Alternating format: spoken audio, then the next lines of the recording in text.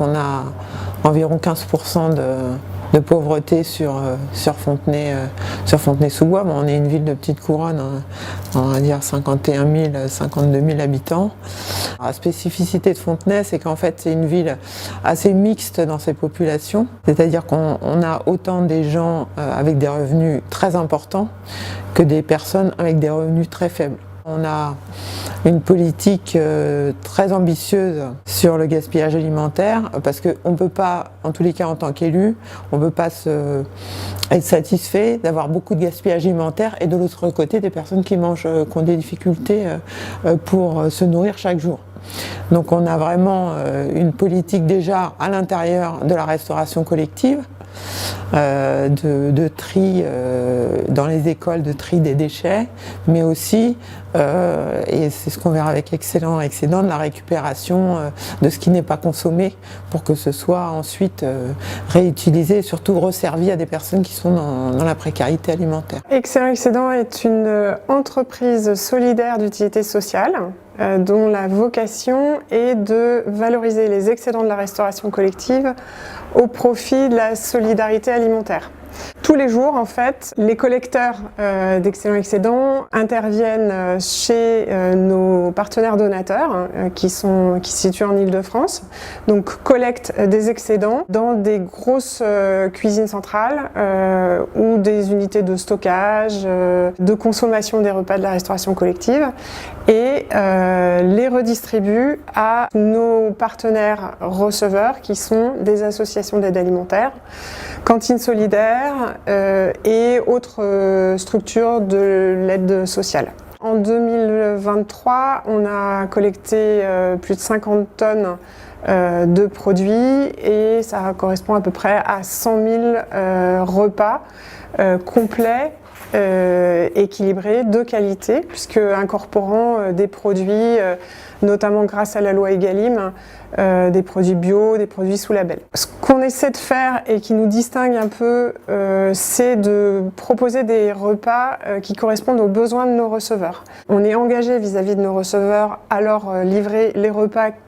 dont ils ont besoin, en quantité et en qualité, et le cas échéant, pour ce faire, à réaliser des achats complémentaires aux collectes. L'autre point important, c'est qu'on est très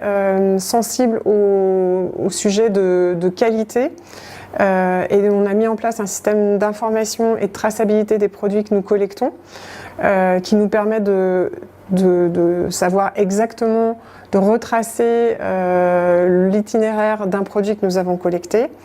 et de donner de la visibilité à l'ensemble des parties prenantes de la chaîne de valorisation et notamment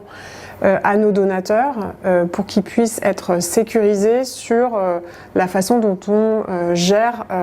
leurs produits. On est installé à Fontenay-sous-Bois depuis près de 2 ans et on développe beaucoup de projets en lien avec la ville et ses objectifs en matière d'alimentation durable.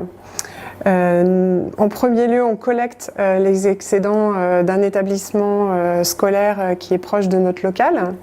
et avec l'objectif de développer d'autres collectes sur d'autres établissements de la ville. L'objectif est vraiment de professionnaliser cette activité de valorisation des excédents qui est une activité nouvelle qui n'existait pas il y a quelques années. Nos receveurs sont des associations d'aide alimentaire comme les Restos du Cœur, l'Armée du Salut, ainsi que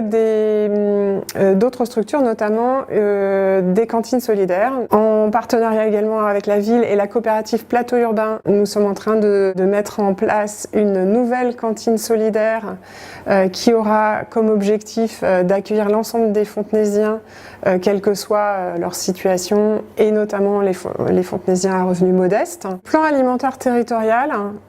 permet de développer à la fois la connaissance de l'ensemble des actions en matière d'alimentation durable d'un territoire, y compris la restauration collective, et de connecter les différents acteurs, les différentes parties prenantes du territoire. Et en cela, c'est très précieux pour nous qui sommes apporteurs de solutions en matière justement de valorisation des ressources alimentaires d'un territoire.